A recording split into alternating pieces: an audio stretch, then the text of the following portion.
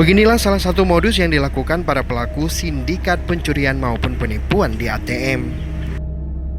Dalam sebuah video viral di media sosial, tampak dari kamera pengawas, dua orang pria berpura-pura mengantri di belakang seorang wanita yang tengah menarik uang dari mesin ATM. Saat sang wanita mengisi PIN ATM, seorang pelaku mengintip PIN ATM milik korban. Kemudian pelaku menjatuhkan uang di lantai dan memberitahu sang korban jika uang tersebut milik korban yang telah jatuh. Saat korban mengambil uang di lantai, seorang pelaku lain langsung mengganti kartu ATM milik korban dengan kartu lain. Setelah aksinya berhasil, kedua pelaku langsung meninggalkan ruang ATM.